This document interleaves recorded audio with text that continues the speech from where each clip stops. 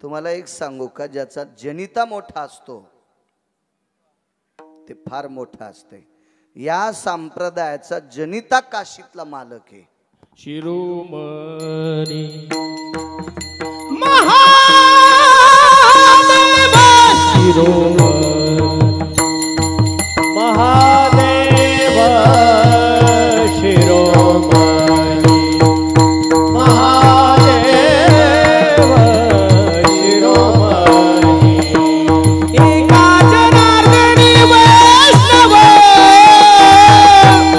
एका जनार्दनी वैष्णव शिरोमणी महादेव शिरोमणी महादेव हरि बोल.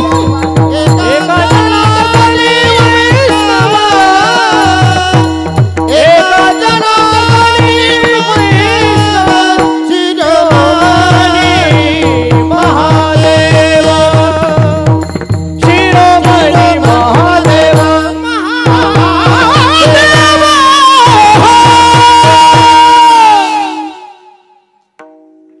या संप्रदायाचे जनिते निर्माते, या संप्रदायाचे संस्थापक अध्यक्ष भगवान शिवशंकर आहेत. गिरगावचा बाळू ओरडतोय म्हणून ऐकायचं नाही. पैठणच्या मालकांचं वाक्य, शिरोमणी महादेव. निर्माता मोठा असला की ते पुढचे काम गोड होत असतात. इतका मोठा संप्रदाय, किती मोठा सांगू, याच्यात सगळे जगायलेत. माझ्यासारखा बिनआकली बाळू सुद्धा रोज 2 गावच्या भाकरी खालाय. किती मोठा संप्रदाय. या पवित्र वारकरी संप्रदायानं गोडशी दखल घेतली. सूर्योदय म्हणत नाही हा संप्रदाय, अरुणोदय म्हणतोय. अरुणोदय जान तम निरसे सहजापन. खरं तर प्रकाश देणं हे अरुणाचं काम नाही, प्रकाश देणं हे सूर्याचं काम आहे. तरी पण सूर्योदय म्हणत नाहीत, अरुणोदय म्हणतात. का? कारण भगवान प्रकाश देवतेचा रथ अरुणाच्या व्यतिरिक्त जगाच्या पाठीवर कोणालाच हाकता येत नाही. एक सहज कल्पना करा, जाऊ द्या. एक दिवस जर अरुण नावाची व्यक्ती गैरहजर राहिली तर आपल्याला उद्या प्रकाश मिळेल का हो? नाही मिळू शकत. दैनंदिन जीवन आपलं किती विस्कळीत होईल, किती विस्कळीत होईल. कल्पना करा ना, किती विस्कळीत होते. बरोबर 4:30ला काही लोक बिडी वडतात. कधी वडायची हो त्यांनी? कधी वडायची मला सांगा ना तुम्ही. बरोबर तंबाखू टाकलेलं ते एक पेस्ट असते, त्यानं दात घासले, ते 5 मिनिटाच्या नंतर तोंड चुनचुन होतं म्हण त्यांचं, की लगेच त्याला डबा उचलावा लागतो. एक दिवस जर अरुण नाही आले तर कसं व्हायचं या भंगिरायचं मधल्या?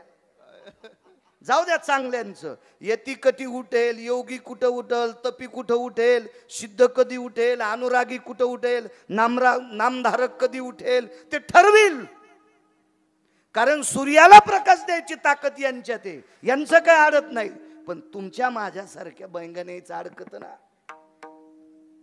कधी म्हशीची धार काढायची, कधी गायीची धार काढायची, नेमकं काय करायचं? एक दिवस अरुण गैरहजर असला तर त्याच्याशिवाय रथ कोणी हाकू शकत नाही. म्हणून सूर्योदय नाही, सकाळच्या काकड्यात सुद्धा दखल आहे.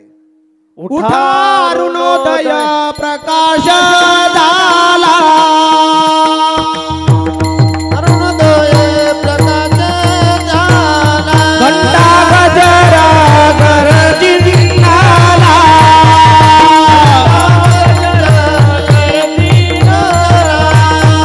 हरी चौघडा सुरू झाला,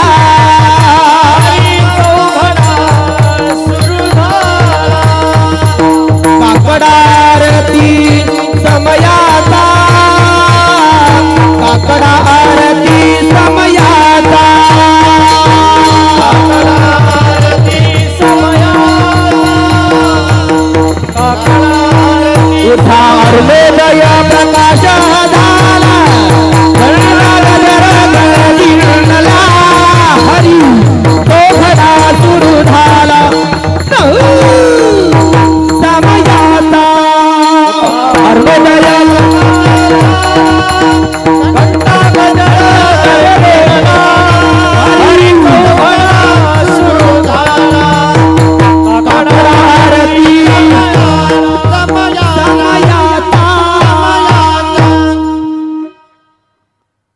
उठा अरुणोदय प्रकाश झाला.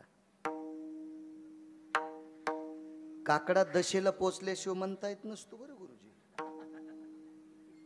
स्वर छान असला म्हणजे काकडा म्हणता येतो असं नाही. काकड्यासाठी मधलं मुरलं पाहिजे. विठाला विठाला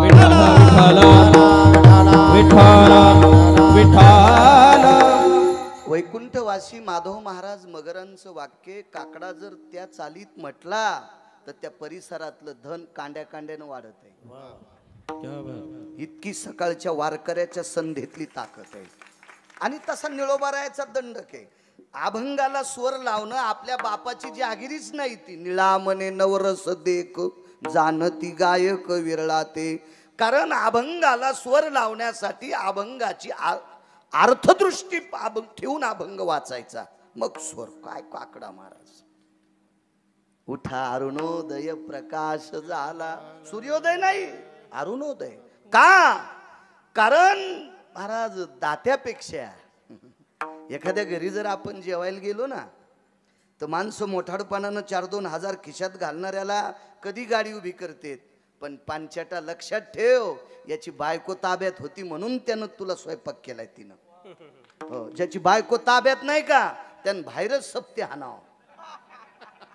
इकडंच कधी कधी आपण ज्याच्या घरी जेवलोत, अन्नदाता सुखिन संतो यते सुगरणो भयस्थिता कृपा पात्रेण स्तता वैशान्नर भवयाप्ती पुनीत कामिनी जयहा नैवम गांजा कसम लिखितम. कधी कधी त्या माऊलीचे सुद्धा उपकार असावा. आणि कोणाही माणसानं सांगावा, घरी जर आपल्याला कोणाला न्यायचं असेल तर पैशावर नेताच येत नाही. बंगला लय मोठा असला म्हणजे नेताच येत नाही. बायको ऐकण्यात असली त्यानंच नेत जावा. हो, बायको ऐकण्यात असली की नेलं पाहिजे, नाही तर नसतं नेता येत घरी. मग बघा, आता एखाद्या वेळेस त्यानं खूप पैसे कमवले असतील पण स्वयंपाक तिनं केलाय, किंमत आहे तिला. प्रकाश देण्याची ताकद सूर्यदेवात आहे, पण तुमच्यापर्यंत त्या मालकाला पोचवायची ताकद अरुणात आहे. म्हणून अरुणोदयी जाण तम निरसे सहज. आपण अरुणाचा उदय झाला की तम शिल्लक राहत नाही. तम म्हणजे अंधार, अंधार शिल्लक राहत नाही. कधी? अरुणाचा उदय झाल्यावर अंधार शिल्लक राहत नाही. आणि कामावर आणि क्रोधावर ज्यानं जय प्राप्त केला त्याचं दर्शन झालं की कोणतंच बंधन शिल्लक राहत नाही. असं कोण सांगतंय? पैठणचे मालक. साधा सोपा सरळ अभंगाचा अर्थ झालं कीर्तन. विठाला विठाला. मोठ्या श्रद्धेने, मोठ्या अट्टहासाने, मोठ्या असीम प्रयत्नाने चालत असलेली फार जुनी परंपरा आहे.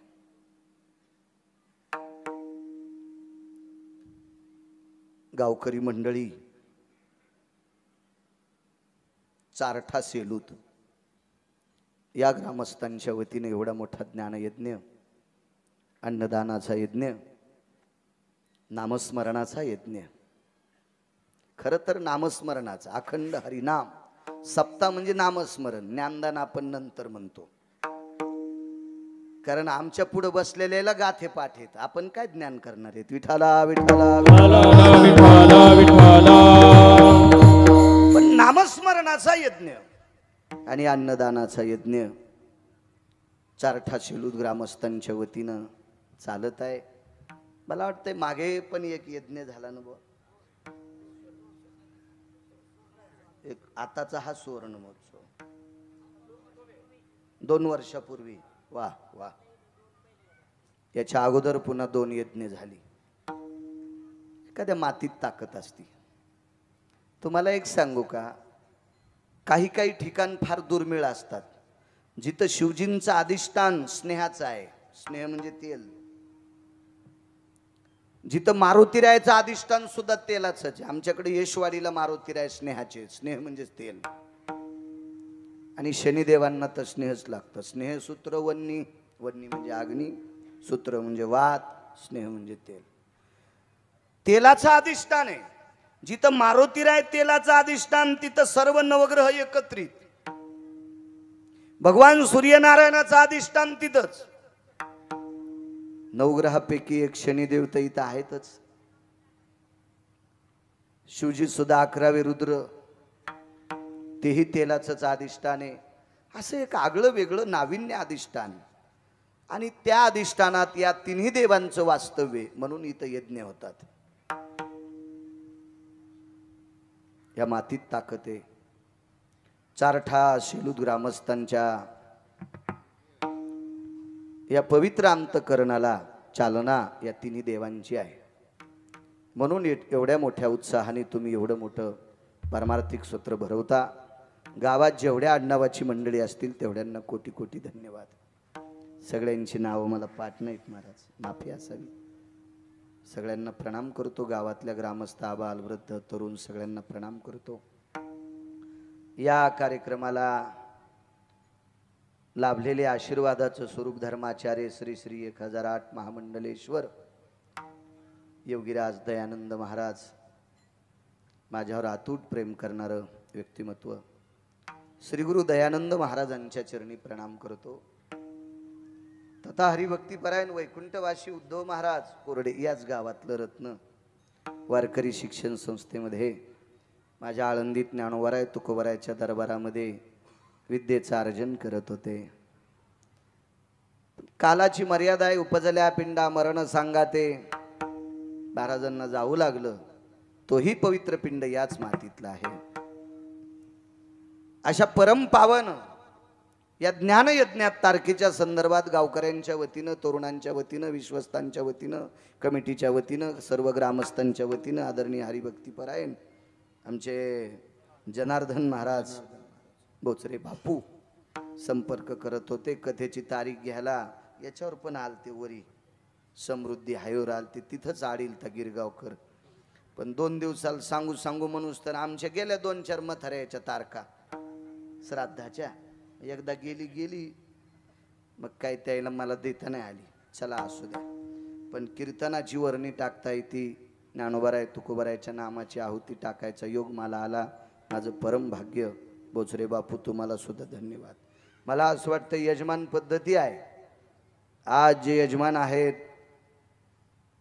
ज्यांचं संतपूजन श्रीयुत राजू पुंडलिकराव बोचरे, शनिकृपा कंस्ट्रक्शन, मला असं वाटतंय गुजरातमध्ये, वा, तिथपर्यंत शनिदेवाचा आशीर्वाद, मारुतीरायांचा आशीर्वाद, भगवान शिवजीचा आशीर्वाद तुम्हाला.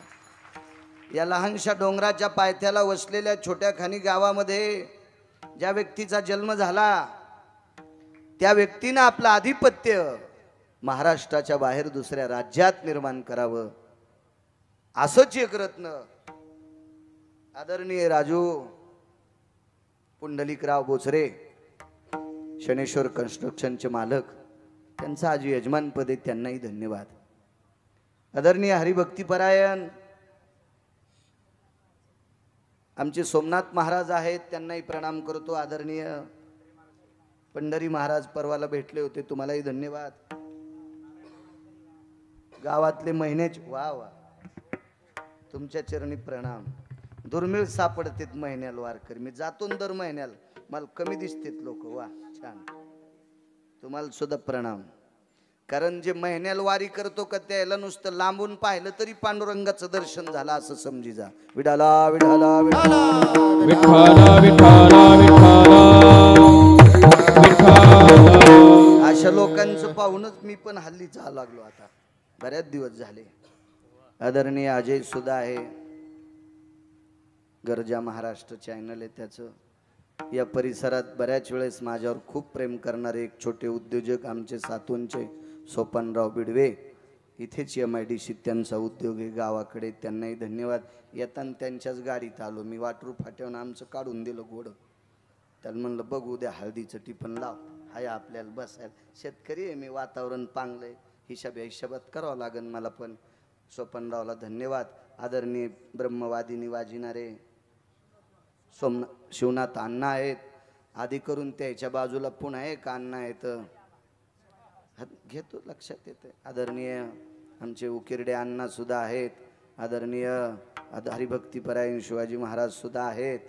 आणि मृदंग क्षेत्रात गोडसं नाव महाराष्ट्रात आहे आमचे कृष्ण भाऊ सुद्धा आहेत. पाठीमागं सगळी जी महाराज मंडळी असतील सर्वांना प्रणाम करतो. गायन क्षेत्रातले तात्विक सात्विक असे टोकाचे रत्न आदरणीय प्रकाशजी गुरुजी कातकडे आहेत. आदरणीय किशोरजी शेळके गुरुजी आहेत, आदरणीय आमचे भगवान गुरुजी आहेत, आदरणीय बाजूचे अभिषेक महाराज आहेत. मस्तक माझा पायावरी या वारकरी संतांच्या. साऊंडवाले हे कॅमेरेवाले होत, तुम्हाला धन्यवाद. हिशोबात टायटल टाकी जा. एकटा तर भोळा आहे गिरगावकर, तुम्हाला लावू देतो. टायटल व्यवस्थित टाक जा रे. देव तुमचं चांगलं करीन राजू. विठाला विठाला उपस्थित श्रोते जनार्दनांच्या चरणी साष्टांग दंडवत करतो. नाक घाशीपर्यंत प्रणाम करतो. तुम्हीच आमचे देव आहात प्रभू, तुम्ही महेशाची मूर्ती. तुम्हाला प्रणाम करतो. अभंगावर येतो, काम क्रोध नाही अंगी. राजे हो, ज्यानं काम जिंकला त्याच्या इतका जगात माणूसच मोठा नाही. ज्यानं काम जिंकला का त्याच्यासारखा जगात माणूस कोणी मोठा नाही. एक लक्षात ठेवा, सोपं उदाहरण सांगतो. शनिदेवाचे मंदिर नाहीत असे हजारो गावं सापडतील भारत देशात, हजारो. भगवान शिवजीचे मंदिर नाहीत असे महाराष्ट्रात भारतात हजारो गावं सापडतील. सगळ्या गावात शिवजींचे मंदिर नाहीत, हजारो गावं सापडतील. विश्वाच्या मालकाचे पंढरीनाथाचे मंदिर नाहीत असे कितीतरी गावं सापडतील. जगदंबेचे मंदिर नाहीत असे कितीतरी गावं सापडतील गुरुजी.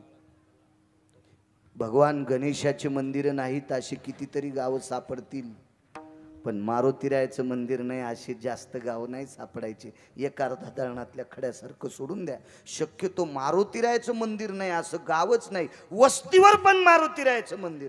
त्यांनी विचार केला, बब्यास लग्न झाल्यावर कुठून याचं पाया पडायला. कारण त्याच्या पाया पडल्याशिवाय तुमचे आमचे संसारच नीट थप्पील लागत नाही.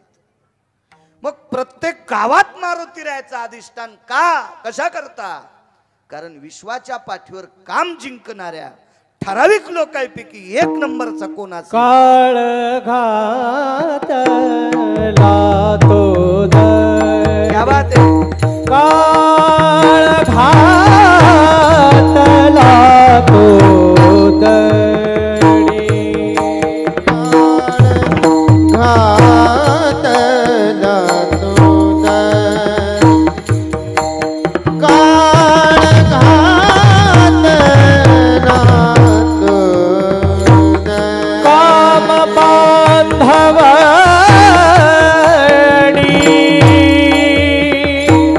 काम बांधवडी, काम बांधवडी,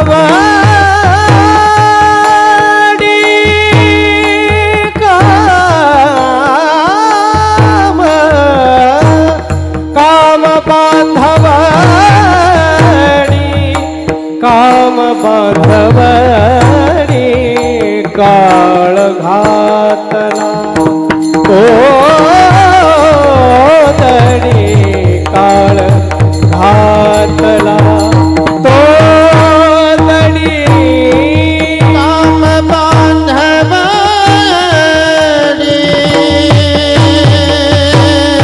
काम बांधवडी, काम बांधवडी, काम बांधवडी. काळ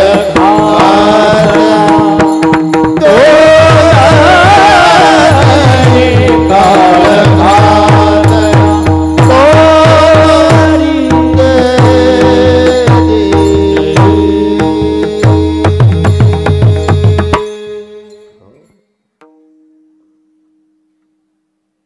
धोत्रीत हाणलं कामाच्या काळाच्या. काय ताकद महाराज. कामाची नाही ते क्रोधाची कैसा.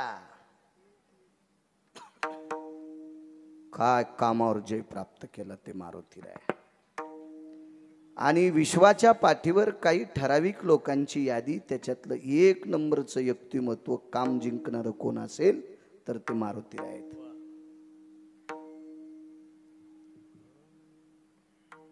एक जण म्हणला, मारुतीरायानं अंजनी सारखं प्रत्येक स्त्रीला मानलं, मी सुद्धा मानलंय, मग मारुतीरायाची बरोबरी मला कस काय नाही?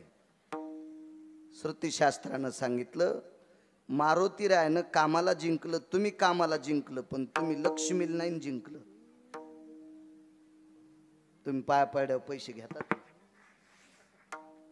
मारुतीराय घेत नव्हते. खिसात नाही न, शर्टत नाही न. 14 लोकांच्या व्यतिरिक्त तुकोबाराच्या अभंगात कोणीच बसत नाही. ऐसा कोणी दावा हे जया नावडे, ऐसा कोणी दावा हे जया नावडे, ऐसा कोणी दावा हे जया नावडे, ऐसा कोणी दावा हे जया नावडे.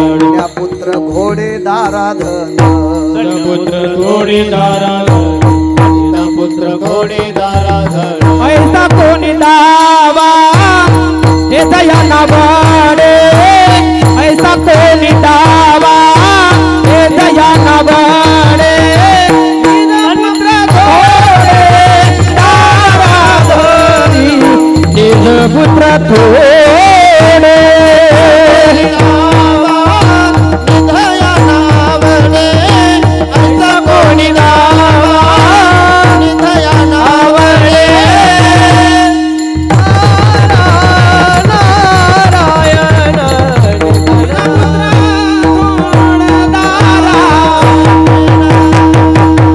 ऐसा कोणी दावा हे जया नावडे. बाराजी माया नाही सुटली, नाही त्या सुटली द्रव्यलोभ माया, भस्मदंड छाया तरुवराचे. भीष्माचार्य पण एका अंशता गुंतले. कामाच्या बाबतीत फार बाजूला सुटले, पण थोडासा घरच्या लोकांशी मोह समर्पित केला. एक मी सांगत नाही, पुराण सांगते. कशातच न गुंतलेली व्यक्ती मारुतीराय. म्हणून त्या व्यक्तीचं दर्शन घेतल्याशिवाय पापेचे सुद्धा संसार सुरळीत होत नाहीत. काम जिंकण्याची ताकद आहे नराची यादीत. चला पुढे. किती कामी चित्र, कडक करा आवाज. किती कामी चित्र, किती काम. मर्यादा पुरुषोत्तम रामचंद्रांना भगवान शिवजींची स्थापना करायची. मर्यादा पुरुषोत्तम रामचंद्र पंढरीतले मालक 7व्या अवतारात समुद्राच्या तीरावर भगवान शिवजींची स्थापना करायची. शिवपुराण चालू ना. आदरणीय संतोष महाराज ज्यांच्या मुखारविंदातून ऐकता तुम्ही. मर्यादा पुरुषोत्तम रामचंद्र शिवजींची स्थापना करायची ठरली समुद्राच्या तीरावर. काम किती विचित्र बघा. दोघच होते सोबत, शेषशाही लखनलाल आणि पंढरीतले मालक प्रभू रामचंद्र. 2 जण आहेत. दोघं एकांतात बसल्याच्या नंतर विषय झाला. लखन, मी नाही म्हणत बरं, रामचंद्र म्हणतात, जी दादा भगवान शिवजींची स्थापना करायची आपल्याला. मग आपल्याला सामुग्री लागेल. आता हवन चालू आहे, यज्ञ चालू आहे इथं बापू.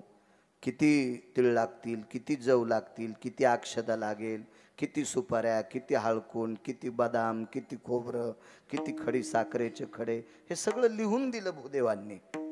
गावरान तूप किती असावा, बसणारे कसे असावा, आवती टाकताना धोत्राच्या आतून तंबाखू चोळून नको खात जाऊ सोमळ्या, जळून जाशील त्या होमात. तिथं नाही जळायचास, तितका पुण्यवान आहेस का तिथं जळायला, ते नंतर फुकीत आहे. विठाला विठाला विठाला मर्यादा आहेत, पद्धतशीर आहेत, सगळं साहित्य. दोघांनी विचार केला आपल्याला प्रभूची स्थापना करायची शिवजींची. लखनलालजीनं सांगितलं, प्रभू आपण अष्टमा सिद्धीला सांगितलं तर सगळी सामुग्री तयार होईल. मर्यादा पुरुषोत्तम रामचंद्रांनी सांगितलं आपण वनवासात आहेत आणि वनवासातल्या व्यक्तीनं सिद्धीची मदत घ्यायची नाही. नियम आहे, आपण वनवासात आहेत, नाही घ्यायची मदत. नियम आहेत आपल्याला, आपण त्या चौकटीत आहोत, आपल्याला नाही मदत घेता येणार. ठीक आहे दादा. प्रभू रामचंद्रानं सांगितलं, लखन सगळ्यात मोठी अडचण आहे आपल्या प्राण प्रतिष्ठेसाठी भूदेव कोणाला बोलवायचंय, ब्राह्मण कोण आणायचं आहे. कोण आहे ब्राह्मण? विद्वान पाहिजे आपल्याला, त्याला ज्ञान असलं पाहिजे कर्मकांडाविषयी, श्रद्धा असली पाहिजे त्याची, असा व्यक्ती आपल्याला पाहिजे. हे सगळ्या चर्चा 10-5 मिनिटं झाल्याच्या नंतर मारुतीराय सुद्धा ऐकत होते. पण मारुतीरायाच्या बाजूला सर्वात मोठी एक वयस्कर व्यक्ती बसली होती. त्या व्यक्तीचं नाव होतं जामवंतजी. काम किती बेकार याच्यावर सांगतो हा. किती हरामखोर हो काम्या. या काम्यानं चांगल्या चांगल्याची घरं फुकली त्या बेट्यानं. लय भडवाय काम्या राजू. यानं चांगल्या चांगल्याची वाट लावली या काम्यानं. आणि मग कोण भूदेव कानायचा आहे. जामवंतजीनं सांगितलं, प्रभू सामुग्रीची काळजी करू नका आणि ब्राह्मणाची चिंता करू नका. दोन्ही गोष्टी मीच आणतो. प्रभू रामचंद्रानं सांगितलं, जामवंतजी, कारण जामवंत रामायणात जामवंता इतकं वयस्करच कोणी नव्हतं असं मी नाही सांगत, पुराण सांगतंय. माझ्यावर नका विश्वास ठेवू. पाहावे पुराणी विचारून. आणि कधी कधी काय माहितीये का, आम्ही जे बोलतो का हे तुम्ही घरी गेल्यावर तपासलं पाहिजे, तर तुम्ही सुधारतान. आणि तुम्ही सुधारले तर आम्ही नीट कीर्तन करू, नाही तर मग आम्हाला तर मग असंच. तुम्ही सुधारणं गरजेचं आहे, श्रोता सुधारणं गरजेचं आहे, तरी आम्ही नीट रस्त्याने चढू. आणि तुम्ही जर नाही सुधारले मग चाललं आमचं. याचं पाप तुम्हाला पण असतं. मर्यादा पुरुषोत्तम रामचंद्रांनी सांगितलं, जामवंतजी आपण कोण ब्राह्मण आणणार, आणतो तुम्हाला रुचेल पचेल झेपेल आवडेल, हे बाकीच्या गोष्टी जाऊ द्या, आवडेल असा घेऊन येतो. उड्डाण केलं, लंकेत पोचले. राज दरबारात जामवंतांनी प्रवेश केल्याबरोबर 65 खुर्च्या उंच, 65 पायऱ्यापेक्षा उंच असं सुंदरसं सिंहासन होतं सोन्याचं. त्या सिंहासनावरचा राजा कोणालाच खाली आला नव्हता, कोणालाच नाही. तो खाली आलाय एका अस्वलाला बघून. अस्वल म्हणजे जामवंतजी. कुळात अस्वलाच्या होते, ऋषाच्या कुळात होते, अस्वलाच्या कुळात. 65 पायऱ्या ओलांडून सोन्याचं सिंहासन ओलांडून खाली आले. एक सांगू राजे हो, त्या 65 पायऱ्यापैकी 9 पायऱ्या विशिष्ट होत्या. 9 पायऱ्या विशिष्ट होत्या.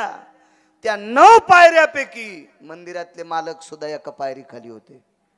माझी लायकी नाही त्यांच्या विरोधात बोलायची, पण रामायण सांगते भगवान शनिदेव सुद्धा एका पायरी खाली होते.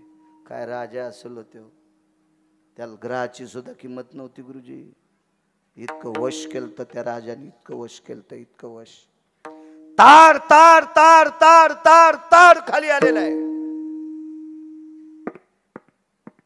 जीवनात कोणाच्याच पुढं न वाकणारा लंकेचा राजा रावण जामवंतजीच्या पायाला हात लावणार तेवढ्या अवकाशात हात उचलला.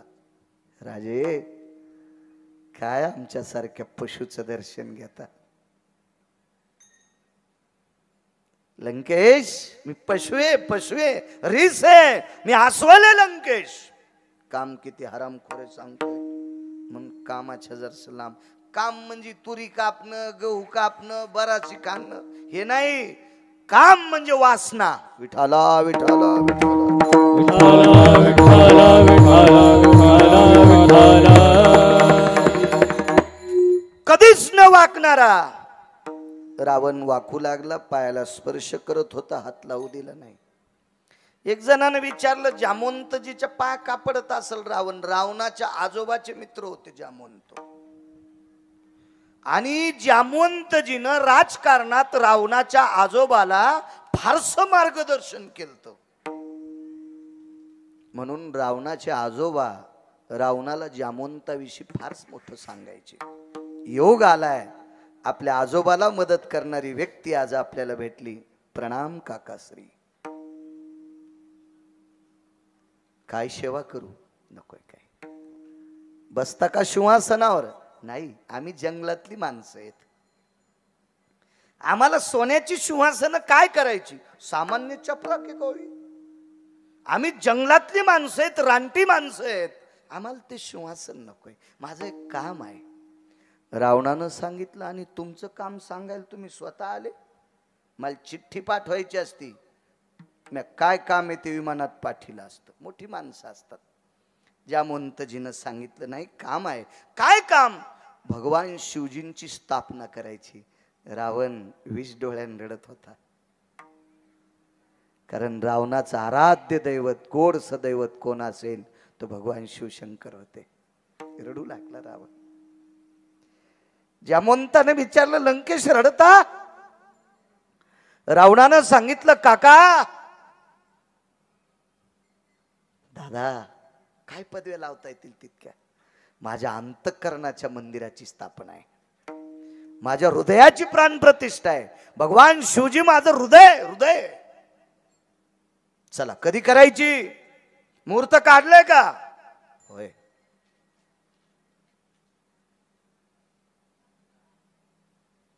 जामवंतानं सांगितलं, लंकेश एक बोलू. भगवान शिवजीची प्राण प्रतिष्ठा करण्यासाठी तुम्ही येणार आहात ते मला माहित आहे, पण यजमानाचं नाव ऐकल्यावर येतान का? कोण आहे यजमान? मर्यादा पुरुषोत्तम रामचंद्र यजमान आहेत. 10-5 सेकंदापुरता चुप बसला रावण. अरे अरे, आपला यजमान तर विरोधक आहे, त्याचं ना आपलं तर विस्त वाढवा जात नाही गुरुजी. प्राण प्रतिष्ठा अंतःकरणाची, पण यजमान विरोधक आहे, कसं जायचंय? पण महाराज रावण ज्ञानी होता, ज्ञानी होता रावण. काही ठिकाणी मी चांगलं म्हणत नाही त्याला, ते वारकरी संप्रदायाचा आधार घेऊन. वारकरी संप्रदायाने रावणाला जुमानलं नाही का? बघा, ऐका एखाद्या कीर्तनात सांगितलं असेल मी. पण रावण ज्ञानी आहे. रावणानं सांगितलं, माझ्या आजोबाच्या वयाचे आहात तुम्ही, माझ्या आजोबाला मार्गदर्शन करण्याचं फार मोठं योगदान तुमच्या जीवनात आहे, आणि त्याच्यातून मी उतराई होऊ शकत नाही, पण तुम्ही माझ्याकडे काम घेऊन आलात. अयोध्येचा राजा राम विरोधक जरी असेल तरी तुमच्यामुळं प्राणप्रतिष्ठेचे मंत्र म्हणणार, पौरोहित्य मी करणार. रावण तयार झाला. ऐका न पुढचं. आता किती आनंद वाटावा, पण थोडीशी मनात शंका होती. आणि रावणानं विचारलं, महाराज काय राहिलंय सांगायचं? काही नाही, माझ्या रामचंद्राला भगवान शिवजीची स्थापना करायची, पण पूजेचं साहित्य काय काय लागेल? परवडायसारखं पाहिजे ना, परवडायसारखं परवडायसारखं.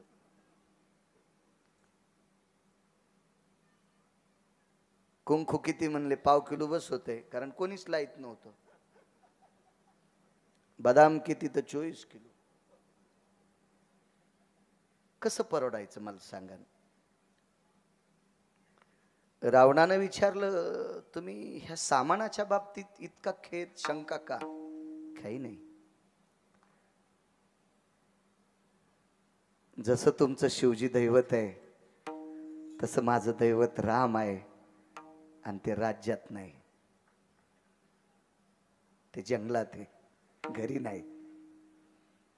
महाराज काय रावण विद्वान असलो गुरुजी. रावणानं जामवंताला सांगितलं, काका ज्याचा यजमान जंगलात आहे त्याचं साहित्य पुरोहितानं पुरवायचं असतंय. ज्याचा यजमान जंगलात आहे, ज्याचा यजमान संकटात आहे, ज्याच्या यजमानाजवळ काहीच नाही, त्याचं साहित्य पुरोहितानं पुरवायचं पाहिजे. हे त्रेता युगात रावणानं नमूद केलं. सरदार जी सरकार, साहित्य भरा. विमानात साहित्य भरलं, पूजा मांडल्या गेली. रावणानं स्वतः एका पत्नीला सांगितलं, हे प्रिय, 3 बावण्या चंदनाचे पाट देऊन टाक. कोणाच्याही बापाला नव्हते ते. रावण ठराविक ठिकाणी नेत होता, एक कुठेही नेत होता त्याला बसायला. एक एक एक पुन्हा नाही. आज 3 टाकलेत विमानात, आणि 3ही पाट 2 यजमानाला आणि 1 स्वतःला. पूजा मांडली. मर्यादा पुरुषोत्तम रामचंद्र त्या पाटावर बसले, एका पाटावर रावण बसलेले. आता रावणाला आव जाऊ बोलते बरं का, इतक्या पुरतं. येरी तर मी त्याला रावणे म्हणतोय. एका कामा करता फक्त वारकरी संप्रदायामध्ये स्वतःची पत्नी वगळता जगात कोण्याही जातीची बाई दिसली की तिला माय म्हणायचं, तो भारतातला 1 नंबरचा महाराज. आणि रावण या मार्कात नापास झालता, म्हणून वारकरी संप्रदाय रावणाला मोजित नाही. इथं मार्क गेले रावणाची चुलीत. रावण महाराज बसलेले आहेत, प्रभू बसले. रावणाने पुन्हा एक 14 विमानापैकी एक विमान अशोक वाटिकेत पाठवलं. त्या विमानामध्ये रावणाच्या 6 पत्न्या बसल्या. मंडोदरी वगळता, मंडोदरी नव्हती त्याच्यात, त्याच्या 6 पत्न्या बसल्या. आणि रावणानं काय काय शिकवलं असेल त्यांना, जाऊन सांगितलं सीतेला या विमानात आणा. त्या विमानात सीता आईसाहेब बसल्या. विमान पुन्हा समुद्राच्या तीरावर पूजास्थळी आलं. त्या विमानातनं खाली उतरल्या. मर्यादा पुरुषोत्तम रामचंद्राला शंका होती, मला यजमानाच्या पाठावर बसिलं आणि यजमानाचं लग्न झालेले, आता ह्या पाठावर कोणाला बसित, ह्या पाठावर कोणाला बसित. तर मर्यादा पुरुषोत्तम रामचंद्रांनी रावणाला एकच प्रश्न केलता, भूदेव नाव नाही घेतलं, ते बी लय बहादर हो महाराज, त्याच्या इतकं डोकं कोणाला आहे का? देव चतुर देव चतुर देव चतुर देव चतुर देव चतुर देव चतुर देव चतुर देव चतुर जाणून अंतर वर्ततसे जाणून अंतर वर्ततसे अंतर वर्ततसे जाणून अंतर वर्ततसे जाणून चतुर देव चतुर जाणून अंतर वर्ततसे जाणून अंतर वर्ततसे जाणून अंतर वर्ततसे देव चतुर देव चतुर जाणून अंतर वर्ततसे जाणून अंतर वर्ततसे जाणून अंतर वर्ततसे. काय चतुर आहे माझा विटेवरचा मालक मर्यादा पुरुषोत्तम रामचंद्र. रावणाला लंकेश राजा वगैरे काहीच पदी नाही. भूदेव यजमानस्तस्तानवत शह, मला स्थानवत केले सभार्या सस्थितायाम, पण या यजमानाला बायको आहे. हे आसन कोणासाठी? रावणानं सांगितलं कळेल यजमान, ते पण लय रगील राम म्हणलंच नाही. ते का साधं होतं का, ते बी लयच रगील, तेही राम म्हणलंच नाही. यजमान कळेल. तितक्यात विमान येऊन आदळलं आणि रावणाची 6 पत्न्यापैकी 2 पत्न्या खाली उतरल्या आणि सीताई साहेबाच्या दंडाला धरून त्या आसनावर बसविलं. त्यावेळेला मर्यादा पुरुषोत्तम रामचंद्राचे डोळे रडत नव्हते. रावणाच्या विद्वत्तेची कदर करून प्रभू रामचंद्राचं हृदय रडत होतं. हृदय काय विधवा आणि रावण, काय पुरुषार्थ हे रावण, काय धर्मनिरपेक्ष हे रावण, काय कर्मकांडातला अस्खलित विधवा आणि रावण. हृदय रडत होतं. हृदय हृदय बऱ्यापैकी प्रकारे. नंतर आता दक्षिणा काय द्यावी? जंगलात आहे, संकल्प सोडायचा, काय दक्षिणा द्यावी? रावणानं सांगितलं यजमान, ज्याचा यजमान जंगलात आहे त्याची दक्षिणा बी पुरोहितानच द्यायची, त्यानंच घ्यायची. काय डोकं असलो. मर्यादा पुरुषोत्तम रामचंद्राला वाटलं युद्ध न करता सीता भेटलीच, काम जमलं नाही. दोघाची गाठ सोडल्याबरोबर पुन्हा सीता विमानात आणि अशोक वाटिकेत नेऊन. बापू प्रभू रामचंद्राने विचारलं, भूदेव माझी पत्नी मला प्राप्त झाली नव्हती, मी पूजे करता आणली होती. ज्याची बायको जिवंत आहे त्याला बिना एकट्याला बसताच येत नाही. माझ्या शिवजीने मला मान्य केलं नसतं म्हणून मी पूजेपुरती आणली, आता नाही.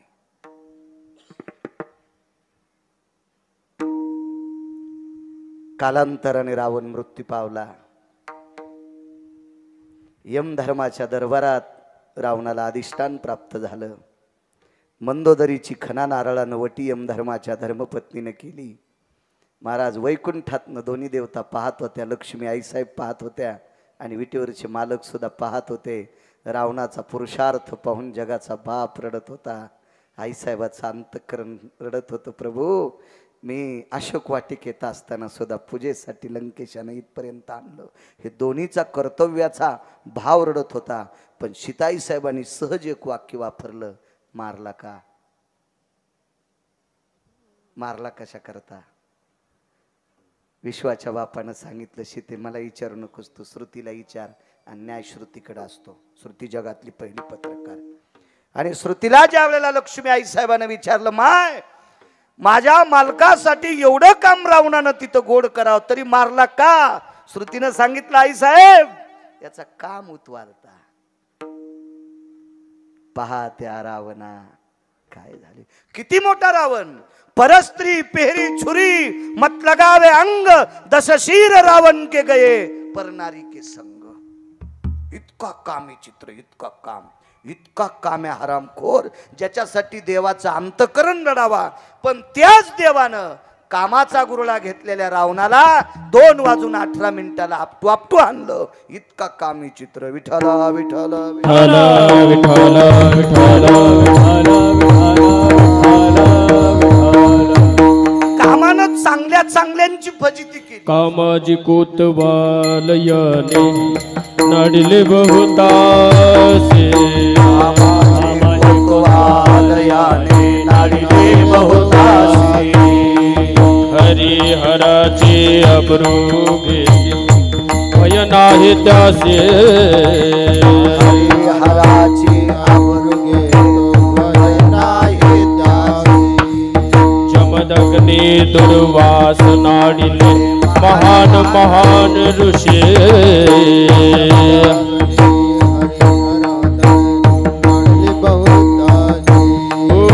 क्रोधाचे फौजदार तो हे मिळाला त्यासी.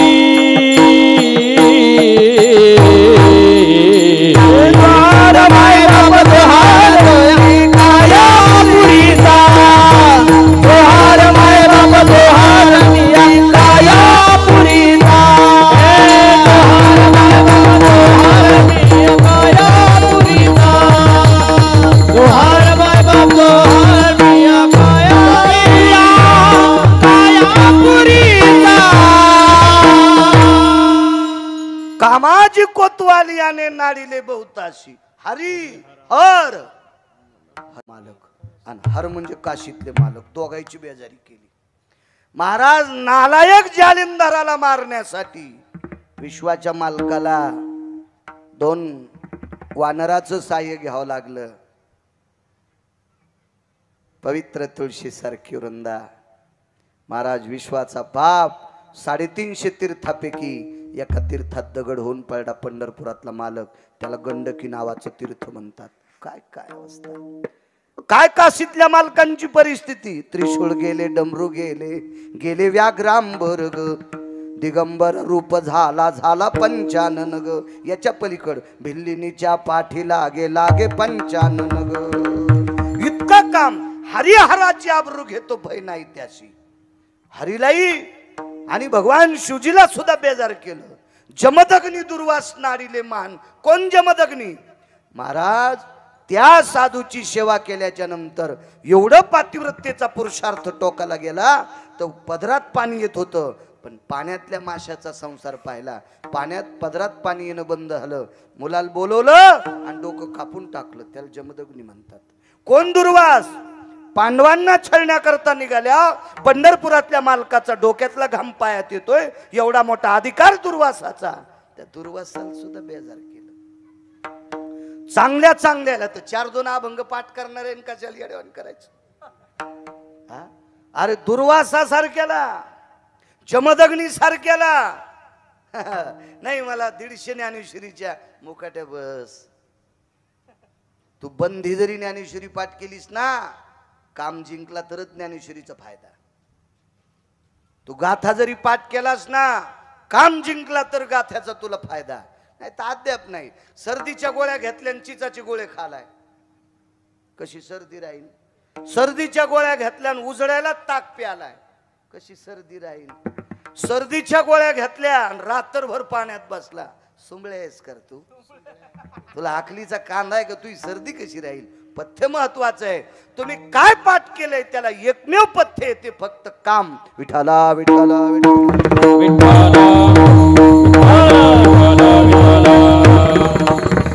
मला सांगा, इतका कामी चित्र जन जिंकला तो नराच्या यादीत आहे. एक जण म्हणला मी लग्न जास्त केले, मी नर नाही का? चल वय तिकडं. तू लग्न जास्त केले म्हणजे नर आहे का? नराच्या यादीत लग्न करणारा आला असता तर चित्रकेतूचा पहिला नंबर लागला असता. त्यांनी 1 कोटी लग्न केले. लग्न केल्यानं जर नंबर लागला असता तर रावणानं 80,000 लग्न केले. लग्नाच्या यादीत आला असता तर 1800 लग्न गोपीचंदानं केले. लग्नामुळे जर नराच्या यादीत आला असता तर 1200 जनकानं केले. लग्नाच्या यादीमुळे जर नराच्या यादीत आला असता तर राजा दशरथानं 703 लग्न केले. देवाचा बाप आहे तरी नराच्या यादीत नाही का? काय चुकलं दशरथ राजाचं? 702 पत्न्या केल्या बुवा. 700 पत्न्याची नाव असू द्या, पण एक साध्वीन एक सद्विद्या, 2 पत्न्या. ह्या असताना पुन्हा का कशाला काम इकडं तिकडं? पण लग्न लावायला गेले एका, आणि लग्न लावत असताना नवरीच्या बाजूला करोली उभी, तीच आवडली. नवरीच्या बाजूला करोली उभी होती, तीच आवडली. तीच अशोपती राजाची पोरगी होती. अशोपती राजा चांगला पण बायको हरामखोर होती. विठाला विठाला विठाला. अशोपती राजाला बायको नालायक होती. कर्कशे संगती दुःख उदंड फजिती. मी नाही म्हणत, मालकांचं वाक्य. कर्कशात नव्हती, इतकी नालायक. मुलगी सुंदर होती. कशाहून? सुंदरपणाचा अभिमान म्हणी. नामदेवराय म्हणतात त्यार्थी ती सुंदर होती. पुढचं आपल्याला नाही इचकायचं, सुंदर होती. आणि पण आई नालायक. संस्कार झाले. तिचं नाव कैकई. तिला अविद्या म्हणायचं. साध्वी सद्विद्या आणि कैकई अविद्या. आणि या अविद्येमुळं नराच्या यादीतून राजा खाली आदळला. नराच्या यादीमधून स्त्री लंपटाच्या यादीत गेले. तिथे महाराज जगाचा बाप पुत्र आहे. वैराग्याचं टोक आहे, वैराग्याचं सूत्र आहे, वैराग्याचं फार मोठं अधिष्ठान आहे. या सगळ्या पोरायला बेजार कावं लागलं फक्त स्त्री लंपट मुळामुळं. काय भरतासारखा टोकाचा माणूस नंदीग्रामाला लग्न करून अंगाला काव लावा लागली. लक्ष्मणासारखा अधिकारी व्यक्ती बायकोला घरी ठेवून भाऊ भाऊजाईची वनात सेवा करावी लागली. कोण? शत्रुघ्न. विश्वाच्या मालकाच्या पादुका ठेवून वरी छत्र धरावं लागलं. इतकी परिस्थिती बिकट फक्त एका बाईमुळं. नराच्या यादीतून मार्क तिथं संपले. महाराज एवढा मोठे पुरुषार्थ. लग्न केल्यानं माणूस नराच्या यादीत येत नाही. एक जण म्हणला ताकद असल्या बराच नाही खांदायची सुंबळ्या, ओळही नाही दाबायची, हाती नाही उचलून आणायचा. महाराज नराच्या यादीत येण्यासाठी काम जिंकणं. आणि काम किती अवघड. एका महाराजानं तपश्चर्या केली. फार चांगले महाराज होते. फार तपश्चर्या केली. एवढी तपश्चर्या त्या महाराजानं जी बाई दिसन तिच्याकडे बघितल्याच्या नंतर वात्सल्यायत भवो मातृत्वा हा असे शब्द वापरायचे. आई तुल्य माता, आईन माता एकच. वात्सल्य काय असे गोड गोड गोड शब्द वापरायचे. इतकी महाराजाची टोकाला विद्वत्ता गेली. एवढं मोठं आचरण टोकाला गेलं. महाराजाला नेण्यासाठी विमान आलं. महाराजाला 15 ते 20 मिनिटं आयुष्य शिल्लक आहे. तासाभराचा अर्ध्या तासाचं आयुष्य शिल्लक. महाराजांच्या पर्णकुटीच्या पाठीमागं विमान उतरलेलं आहे. विमानाच्या पुढं अशा सोन्याच्या चादरी टाकल्या. त्या चादरीहून महाराजाचा दिव्य तेज, तो आत्मा त्या सोन्याच्या चादरीहून वरी जाणार. काम काम सांगायलो. काम जिंकला की नराच्या यादीत. महाराजाचं आयुष्य शिल्लक राहिलं 15 मिनिटं. त्याच्यातले 15 मिनिटातले 5 मिनिटं निघून गेले. महाराजाचं आयुष्य राहिलं 10 मिनिटं. 10 मिनिटात महाराज विमानात बसणार. कोण्या विमानात? या टापराच्या नाही. पुष्पक बी नाही. वैकुंठात नेणारं विमान. पुष्पक हे भोगवाद्यांना मिळत असते, सिद्धांना मिळत असते. भोगवाद्यांचं विमान आहे पुष्पक. महाराज अधिकारी व्यक्ती त्याच्यात नाही. ते वैकुंठातलं विमान वेगळं. हा, जे देहूतल्या मालकांना न्यायला आलेलं ते विमान या महाराजाला न्यायला आलतं. जे नामधारकासाठी विमान स्वतंत्र आहे. महाराज रावणाकडे 14 विमान होते. रावणानं एका विमानात कोण्याच बाईला बसिलं नाही. त्याच्या बायकोल बसिलं नाही. त्याची फक्त बसवायची इच्छा होती सीतेची. सीतेची इच्छा होती. त्या विमानाचं नाव आहे प्रभदत्त नावाचं विमान. रामायणात नाही वाचायचं, दुसरीकडे वाचा. रामायणात वाचलं मला शिव्या देतात. यानं कशात सांगितलं. त्याच्यामुळे दुसरं पाहत जाणं. ग्रंथ वागत जा. तुम्ही जर वाचन केलं तर आम्ही सुद्धा सुधारतो. आम्हाला सुद्धा भीती वाटेल तुमच्या पुढे कीर्तन करायची. भीती वाटली पाहिजे, घाम आला पाहिजे. आता मा गरमीने आलाय, भीतीमुळे येईन. विठाला विठाला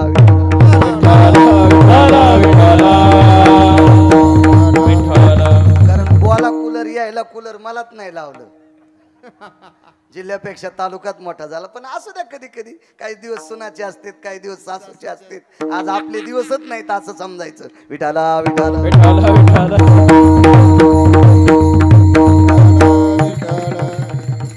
नाही म्हणल्यावर बली लिहावं कुत्र पण आलतं यायचं जवळ. विठाला विठाला विठाला चलत राहते. एवढा मोठा गाडा सांभाळायचा कमी अधिक होत असतंय. काय त्यांना एरविनोद म्हणून बोललो, काय नाही. द्या त्यांना. ते आमचे संप्रदायातले आमचे कीर्तनकाराचे कुठे माणसं आहेत, त्यांना दिलं तरी काय हरकत नाही. मलाच आलं असं समजायचं. महाराज ते विमान फक्त नामधारकाला, त्याच्यापैकी या महात्म्याला आलं. जे माझ्या देहूतल्या मालकांना विमान, ते या महात्म्याला पंढरी व विमान, ते विमान येऊन टेकलंय. आयुष्य शिल्लक राहिलं 5-6 मिनिटाचं. तितक्यात महाराजाला ताण लागली. पाणी मिळेल, एकही शिष्य जवळ नव्हता. आणि कामाच्या वेळेला शक्यतो शिष्य लांब लांबच असतात. फक्त काजू बदाम वाड्यावर पुढे बसतात. महाराजाच्या हाताच्या आधी शिष्याचा हात खाली जातो परत. अशा वेळेस बरेच शिष्य असतात. पण इथं काम महाराजाला ताण लागल्या, एक शिष्य जवळ नाही. बेजार महाराज. तेवढ्या अवकाशात समोर बसलेल्या माऊल्या आहेत ना, माझ्या महाराष्ट्रातल्या, माझ्या पवित्र भारत देशातली एक माऊली आपल्या मालकाची, आपल्या सासऱ्याची, शेतात काम करणाऱ्या गड्याच्या दुपारची भाकरी घेऊन जात होती. महाराजाच्या पर्णकुटीपासून रस्ता होता आणि मग आतनं आवाज आला, पाणी मिळेल. बाईनं महाराजाच्या पर्णकुटीत भाकरीचं टोपलं टेकलं, आतमध्ये प्रवेश केला. शक्यतो तिला माहीत नव्हतं महाराज किती दाढ आहेत म्हणून. शक्यतो त्या महाराजांच्या पर्णकुटीत आतापर्यंत कुठल्याही बाईनं प्रवेश केलेला नव्हता. पण हिलाही माहीत नव्हतं. नुकतंच लग्न झालेलं होतं 5-6 महिन्यापूर्वी. नवीन नवरी होती. शेतात भाकरी घेऊन जात होती. जुन्या काळातली होती, आताची नेणार नाही नवीन. आणि तिनं पर्णकुटीत प्रवेश केला. महाराजांच्या त्या माठातला पेला भरून घेतला. महाराज त्या खाटेवर पडलेले होते आणि महाराजांच्या हातात पेला दिला. आयुष्य 2-3 10-5 सेकंदाचं शिल्लक आहे. मिनिट वगैरे काय नाही. काय 10-5 सेकंदाचं, अर्धा मिनिट वगैरे आयुष्य शिल्लक असेल. तेवढ्या अवकाशात महाराजांच्या हातात पेला दिला. महाराजांचं आयुष्य 2-3 सेकंदाचं शिल्लक आहे. पाणी प्यायला पाहिजे का नाही. पार्षद उभेत. वैकुंठात जाणार विमान आहे. सोन्याची चादर टाकलेली आहे. त्याच्याहून तो पिंड जाणार, तो दिव्य शरीर जाणार, हे पार्थिव खाली पडणार आणि दिव्य अशा प्रकारचं स्वरूप महाराज त्याच्यात बसून जाणार.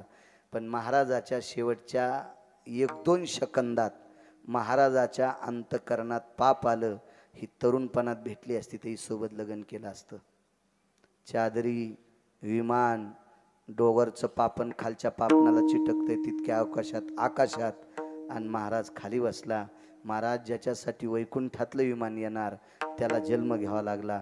तरी तपोबळी जन्मधरी, तरी तपोबळी जन्मधरी, तरी तपोबळी जन्मधरी. वासनेचा संग होया अंतकाळी, वासनेचा संग होया अंतकाळी, वासनेचा संग होया अंतकाळी, वासनेचा संग होया अंतकाळी. तरी तपोबळी जन्मधरी, तरी तपोबळी जन्मधरी. वासनेचा संग होया अंतकाळी, तरी तपोबळी जन्मधरी. फक्त 2-3 सेकंदानं सगळं मातीत घातलं. वैकुंठातलं विमान आलतं. पण 2-3 सेकंदात ही जर तारुण्यात भेटली असती तर मी असा राहिलो नसतो. मी लग्न केलं असतं. या 2-3 सेकंदामध्ये वासनेनं त्या साधूची इतकी वाट लावली, इतकी वाट लावली. म्हणून नराच्या यादीत नाही. नराच्या यादीत येण्यासाठी काय करावं लागतंय, ऐका पुढचं. या पवित्र भारत देशामध्ये एक पवित्र महाराष्ट्र आहे, त्याच्यात आपण राहतो.